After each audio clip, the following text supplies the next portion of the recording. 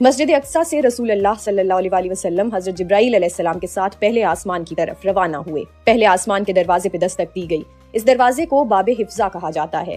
آواز آئی، کون ہے؟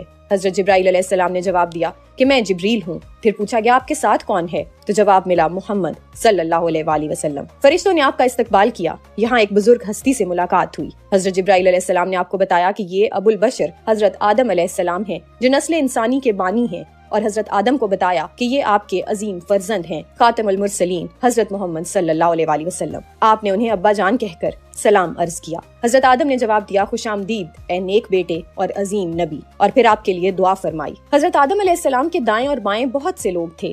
جب وہ دائیں طرف دیکھتے تو خوش ہوتے اور جب بائیں طرف دیکھتے تو غمگین ہو جاتے۔ اس پر آپ نے سوالیہ نظروں سے حضرت جبرائیل علیہ السلام کو دیکھا تو انہوں نے بتایا کہ یہ آدم کی اولاد ہے، دائیں طرف والے نیک لوگ ہیں اور بائیں طرف والے برے۔ اس کے بعد مہمان عرش رسول اللہ کو دوسرے آسمان کی طرف اٹھا لیا گیا۔ یہاں رسول اللہ کی ملاقات حضرت عیسیٰ اور حضرت یحییٰ سے ہوئی۔ پھر تیسرے آسمان پر سیدنا یوسف سے ملاقات ہوئی جنہیں دنیا کا آدھا حسن عطا کیا گیا تھا۔ چوتھے آسمان پر حضرت ادریس سے اور پانچویں آسمان پر حضرت ہارون علیہ السلام سے ملاقات ہوئی۔ چھٹے آسمان پر پہنچ کر سیدنا موسیٰ سے ملاقات ہوئی۔ حضرت موسیٰ کی آنکھوں سے محبت اور جذبات میں آنسو بہ نکلے۔ انہوں نے رسول اللہ کی عظمت اور بلندی دیکھ کر فرمایا کہ یہ اللہ کا وہ برحق رسول ہے کہ جن کی امت کو میری امت پر فضیلت دی گئی ہے اور جنت میں زیادہ تعداد میں داخل ہوگی۔ اس کے بعد ساتویں آسمان پر حضرت ابراہیم علیہ السلام سے ملاقات فرمائی۔ وہاں حضرت ابراہیم علیہ السلام دیوار سے ٹیک لگائے ہوئے بیٹھے تھے اور وہ رسول اللہ سے بہت مشابہت رکھتے تھے۔